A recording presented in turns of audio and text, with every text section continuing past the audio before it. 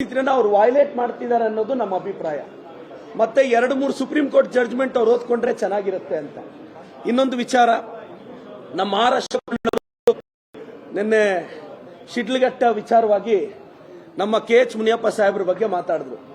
ಅಶೋಕಣ್ಣ, KH Muniyappa ಸಾಹೇಬ್ರು ರಾಜಕೀಯ ಅನುಭವದಷ್ಟು ನಿಮಗೆ ರಾಜಕೀಯ ಅನುಭವ ಆಗಿಲ್ಲ. ಯಾರನ್ನೂ ರಕ್ಷಣೆ ಮಾಡೋ ಅವಶ್ಯಕತೆ ನಮ್ಮ KH ಮುನಿಯಪ್ಪ ಸಾಹೇಬ್ರಿಗೂ ಇಲ್ಲ. ನೀವು ಅದೇನೋ ಪುಣ್ಯಕೋಟಿ ಕತೆ ಹೇಳಿದ್ರಲ್ಲ ಅಶೋಕಣ್ಣ, ನಿಮ್ಮ ಹಿಂದೆ ಇರೋ ಪುಣ್ಯಕೋಟಿ ಯಾರು ಅಂತ ನಮಗೂ ಚೆನ್ನಾಗಿ ಗೊತ್ತು, KH ಮುನಿಯಪ್ಪಣ್ಣನಿಗೂ ಚೆನ್ನಾಗಿ ಗೊತ್ತು. ಏನ್ ಅಶೋಕಣ್ಣ, ಸ್ವಲ್ಪ ಕಂಫರ್ಟಬಲ್ ಪಾಲಿಟಿಕ್ಸ್ ಮಾಡೋದು ಬಿಟ್ರೆ ವಿರೋಧ ಪಕ್ಷದ ನಾಯಕರಾಗ್ತೀರಾ ಅಂತ. ನೀವು ಕಾಂಗ್ರೆಸ್ ಪಕ್ಷದವರು, ಬಿಜೆಪಿಯವರು, JDS ಅವರು, ನನಗೆ ಇವತ್ತು ಅಶೋಕಣ್ಣ ಯಾವ ಪಾರ್ಟಿ ಅಂತ ಕ್ಲಾರಿಟಿ ಸಿಕ್ತಿಲ್ಲ. ಅವ್ರ ಬಿಹೇವಿಯರ್ ನೋಡಿದ್ರೆ. Thank you sir.